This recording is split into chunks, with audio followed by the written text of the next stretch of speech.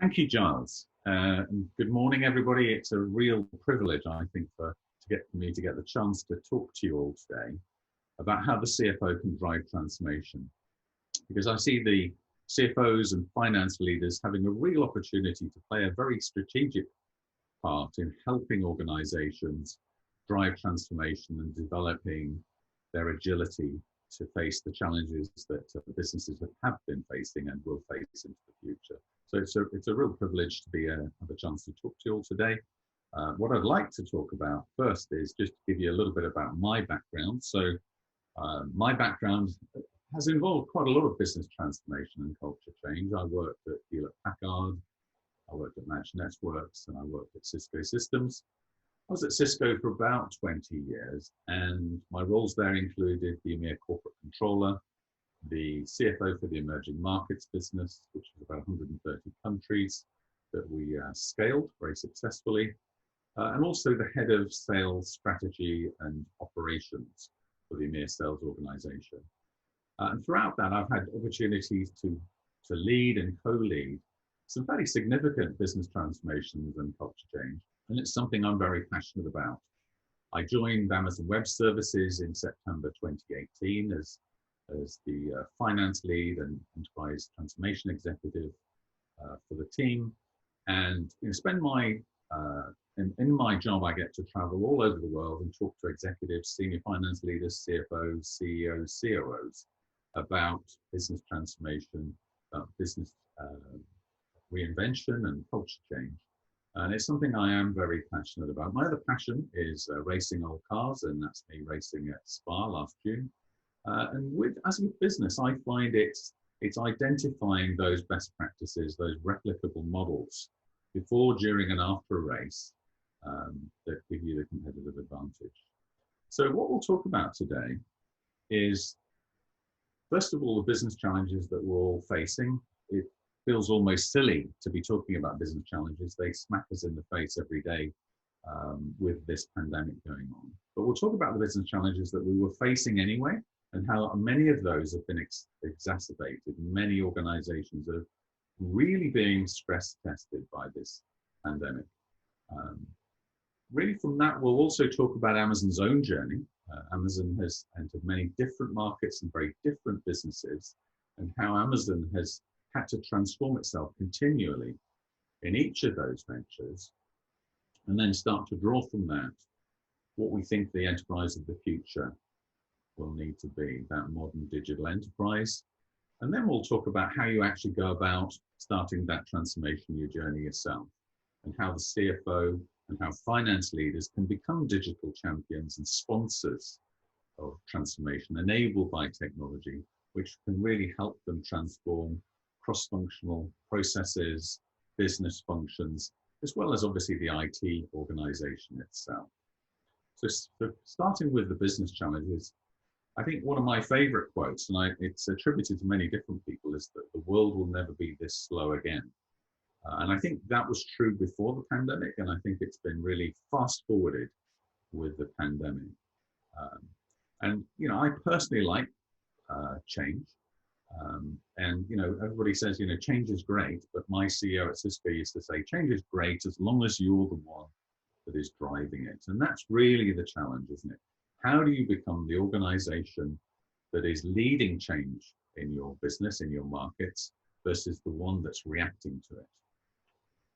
So these are some statistics. There's lots of different statistics that sort of illustrate this point. But we're seeing massive market disruption even before we see the pandemic. And I think it was Accenture who identified that some over 40% of enterprises that were in the S&P 500 have sort of dropped out of it because they've been acquired or lost value or failed. And McKinsey, previous to the pandemic, were saying that they expected about 75% of the S&P 500 today will disappear by 2027. That seems very close. So what's driving all this? Well, change is really accelerating. We talk about economic volatility. I don't think we ever anticipated anything like what we're experiencing now. We're also seeing customer expectations really change at an accelerating pace as customers get to experience and consume value in different elements of their personal lives and business lives. It continues to raise the bar on how they expect businesses to interact with them, either personally or in business. A lot of this is being driven by the focused digital disruptors who are trying to enter new markets and change the customer experience and really build market share very rapidly by changing the game on established enterprises with strong brands and history. And then the final piece that I see accelerating change is just how concerned all the stakeholders are becoming about our impact on the planet, and expecting companies to be able to be fully aware and be able to report on their impact on the planet and sustainability, etc., and have a plan to do something about that. So that all of this is putting a huge amount of stress on enterprises, and that was even before we went into this pandemic. And I think that is just the beginning, because we've yet to see people exploiting AI and ML at large scale. It's starting, or IoT or blockchain or autonomous things. So I think once people start to exploit those, change will even accelerate further. And the key thing is, how do you get ahead of that? How do you become agile so that you can thrive? And I think the markets are already recognizing the companies that they see will thrive and that can cope and are agile and innovative.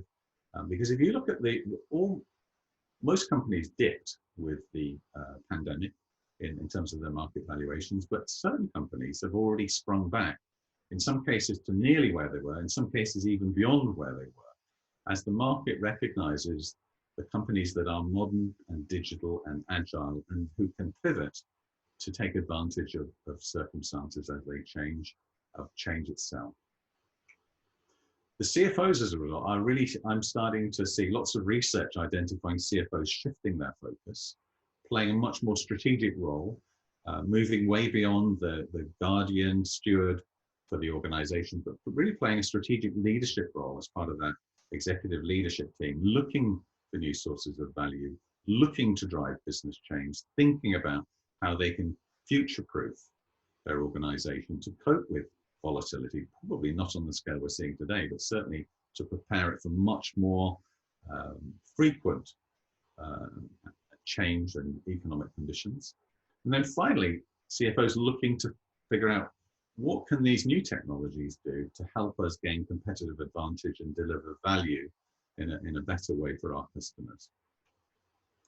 Let's now talk about Amazon's own journey, because I think it gives insights into and what I want to do is share insights into some of the things we learn being in business ourselves, but also working with lots of digital natives and large enterprises as well, as we talk next about the modern digital enterprise. But first of all, in terms of Amazon, this is one of my favorite quotes from Jeff Bezos. He talks about, in today's era of volatility, obviously this was written a couple of years ago, the only sustainable advantage you can have over others is agility, nothing else, because everything else people can replicate, they can copy you.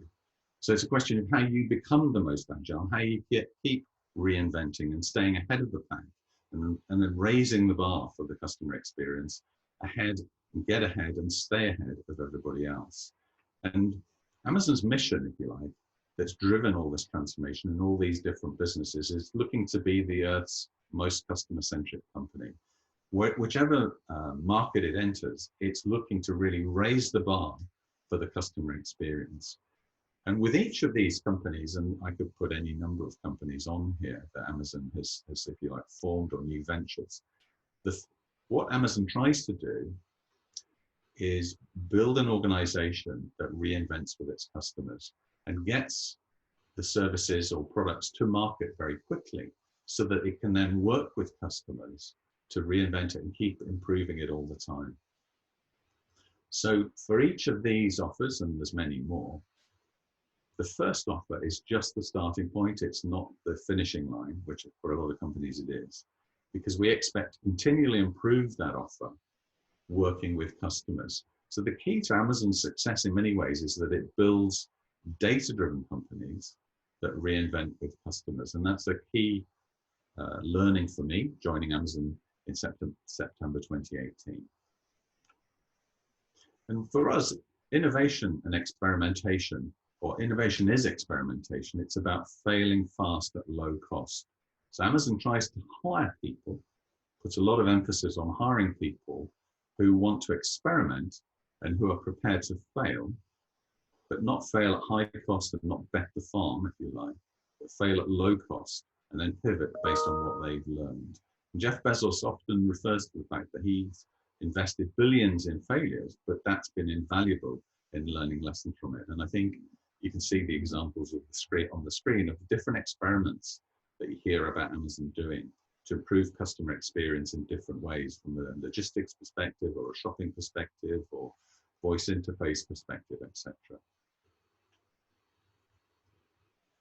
So taking some of that and thinking about the enterprises of the future, let's just reflect on some of the experience we get when we talk to large enterprises about, the challenges they face transforming their organizations. And it's not surprising when you think about it.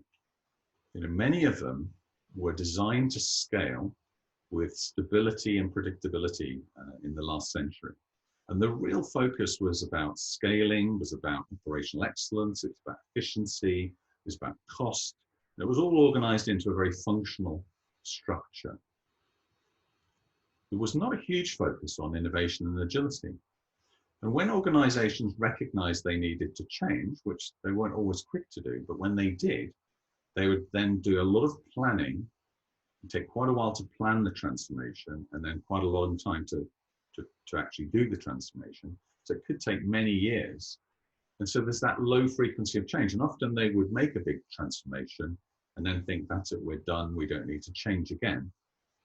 And so it's a very low frequency of change. Now, the challenge with that is that when the world is changing as fast as it is today, with this accelerating pace of change, gathering requirements today and building a very good plan, and even if you perfectly execute a large transformation, by the time you're finished, the world can have changed quite significantly from the world when you started that planning of the transformation. What we see as the attributes of the successful 21st century enterprises is a much higher frequency of change, because lots of the modern digital enterprises are trying new business models, and that's leading to different valuation models, different consumption models. What we see is a new work culture. It's very customer-centric. It's about innovation and reinvention everywhere across the organization. So many people thinking about how they reinvent, many people thinking about changing the business as well as running the business. And to do that, they're organized into small cross-functional teams, almost like startups. I mean, obviously, this is the way startups work, but within enterprises that we work with, where they are successfully transforming, they're doing it in a series of high-frequency sprints rather than large, long-term transformations. So they're almost building startups within their organization. And the other thing we see is them recognizing they don't want to be great at everything. So how can they partner to deliver things that are not a differentiator, but they still need to deliver? And so that's one of the reasons a lot of organizations work with us to migrate their legacy IT to the cloud, so they can focus on the areas that really do differentiate them. So partnerships and ecosystems versus the sort of traditional procurement vendor relationships, which, in my experience, don't always go the way either side would like. And as a result of that, we're seeing opportunities everywhere where people are creating value in those digital enterprises. Now, obviously, we can easily refer to the more famous startups. If you think about Uber, Airbnb, where they're connecting customers to services, they're harvesting vast amounts of data to connect somebody who wants to go somewhere with an empty car, or somebody who wants to stay somewhere with an empty room. But increasingly, we're seeing more traditional and established enterprises on their own transformation journeys. Companies like John Deere, who are trying to transform their customer experience. Companies like GE, who want to be the first digital industrial enterprise. So again, that culture of innovation, that culture of reinvention, and that culture of fast sprints to try things and innovate and keep moving forward. And what I would say is then you have to think about, how do you build an organization like that? And then how do you support it? So if you think about the digital enterprise, in my mind, it's all about being customer centric. It's all about being hyper aware. It's all about being agile. So how do you get insights from data so that you can then act and have fast execution? So high speed, low cost experiments, lots of small ones rather than one large one. And then once you've tested that prototype, if you like, how do you scale it quickly? And then how do you get ready for the emerging technologies that are emerging now and will continue to emerge and be, need to be exploited and evaluated? Again, it's all about cloud technology enabling that digital enterprise, enabling that customer centricity, getting the insights from data, enabling high-speed, low-cost experiments, either by building capabilities yourself or trying software packages that already exist but can be run in the cloud. Try them. If they don't work, you switch. Build them. If it isn't right, change it with your customers. And then how do you scale that quickly? And I think cloud is a fundamental foundation for that. And that's from the sort of technology perspective. And then from a business model perspective, how do you evolve your operating model? If you think about the classic enterprise, it's very focused on stability. It's driven from the top down in a functionally siloed organization structure. IT tends to be a distinct function, but in the future, I think the IT will be embedded in the business. It'll be led by the business, and it'll be led by teams that are very focused on the customer. They'll be using data, and the combination of small cross-functional teams working with technology in that team will be reinventing elements of your organization. Ideally building things that differentiate you and not building things, but using the software to stand up capabilities quickly. So business-led tech, and all of that will lead to innovation and agility. So how do you actually build that modern digital enterprise? So, that all sounds great, but how do you actually do it?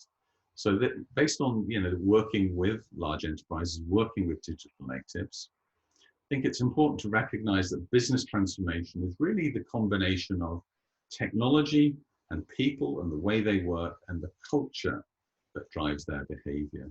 So a bigger focus, I would say, on culture and of innovation and agility than on strategy. And what we recommend is that you work to, we work with companies to align their technology plan to their strategy. We work backwards from their strategy, identify what really differentiates them so that they only build what differentiates them. So think about it in terms of your own enterprise, building your own accounting system or building other elements of your organization, such as building your own data centers, for example. Those won't be differentiators. So why wouldn't you buy or partner that? So you can focus all your resources on the true differentiators. And I think in the last century, organizations tried to be best in class at everything. I think in the future, it's about being best in class at the areas where to really differentiate you and change the customer experience and give you competitive advantage and keep you agile going into the future. So you should be buying what doesn't. That enables you to prioritize your transformation journeys. In some cases, you need to start thinking about stopping building and maintaining things that you have in the past so that you can buy them. In other cases, it's about starting to build things which are true differentiators. And to do all of that, to enable you to focus your scarce resources on the differentiators, you're going to need partnerships and ecosystems. So moving beyond procurement vendor relationships to building win-win partnerships with joint success and joint rewards with that ecosystem, and build it for the long term. And the CFO's role as champion and sponsor is critical in all of this. The CFO can really play a very focused role championing transformation, focusing on the differentiation and focusing on partnering on capabilities that don't differentiate you. The next element of culture change is the hard piece, I would say. Transformation is a journey, it's a competency, it's not a destination, it'll never be over. So the CFO really needs to play a strong role with the rest of the leadership team in terms of championing new ways of working, of helping the organization focus on small cross-functional teams and giving them access to technology so they can focus on business issues, focus on customer experience, and continue to reinvent them. And you've really got to help build that culture of innovation and agility. And remember that innovation is also about failing, but failing fast at low cost. And that was really quite a revelation for me when I joined Amazon Web Services, that culture of actually allowing failure, but moving on from it. Because in most of the organizations I've worked for previously, people never failed. They never lost deals and they never failed. Projects never under-delivered. So a lot of opportunity was lost to learn from that. And that's really something that the execs have to message very strongly.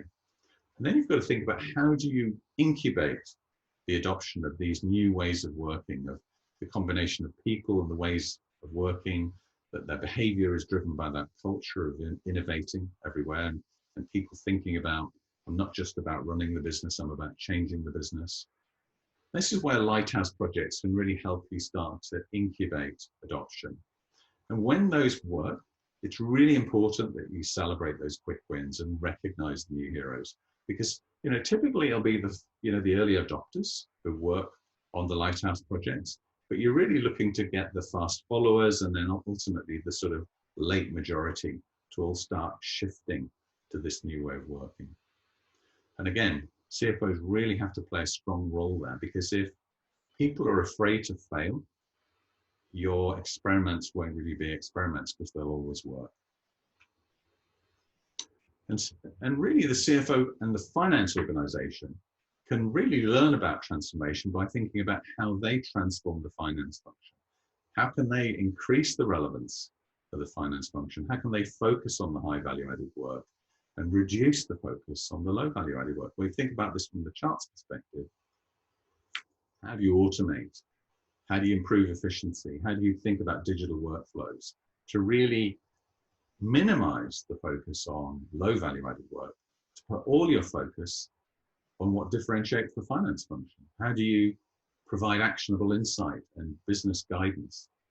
How can you have fast time to insight? How can you democratize data by giving everybody access to the data? How can you enable the organization to have self-service and predictive analytics?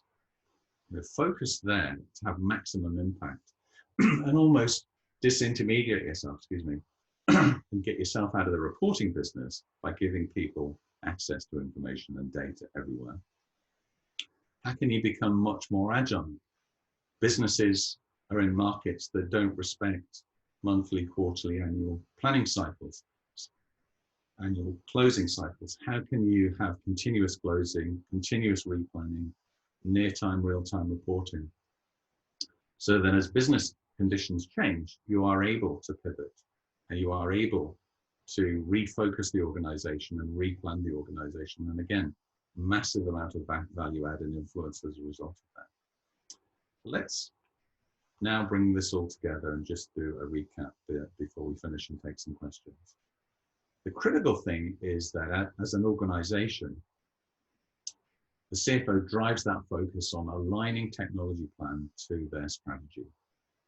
I was shocked to learn that from Deloitte that less than 25% of their customers have a technology plan aligned to their strategy, and many view technology as simply a cost center that has to be squeezed versus an enabler of their strategy. So work backwards from the strategy, identify what you need to build, identify what isn't a differentiator, so you should think about using off-the-shelf software and partnering. Then you can prioritize your transformation journeys. And it's all about that long-term plan to how to evolve your organization to be that modern digital enterprise, which gets insights from data, that drives strategy, that drives operational excellence, fast execution when you see trends and want to react, or working with customers and need to keep reinventing. And then how do you drive that culture change? Because the technology is difficult, but the culture change is much more difficult. So championing those new ways of working, the finance leaders, the CFO and his leadership team can really play a significantly strategic role in helping organizations to transform. They can champion those new ways of working. They can help the organization by both building transformation as a competency within finance and become guides for the wider organization. And then the critical thing as a CFO and a finance leader is how do you bring your team on this journey? My suggestions would be, think about an envisioning and alignment section across your leadership team, if it's the company or the finance function itself, so that you get the buy-in and you get the commitment to new ways of working and a change in the culture that they need to lead. And it becomes something they talk about all the time, leading that journey. And then to bring it to life, think about lighthouse projects, think about shaping teams around strategic priorities and operating models so that people get to see how these new ways of working of small empowered teams with access to technology solve business problems at pace and lots of sprints rather than a large transformation. I've worked in organizations that were sick of being continually transformed. They were sick of these large transformations where everybody felt lost versus small sprints where you see immediate value at pace. So thank you.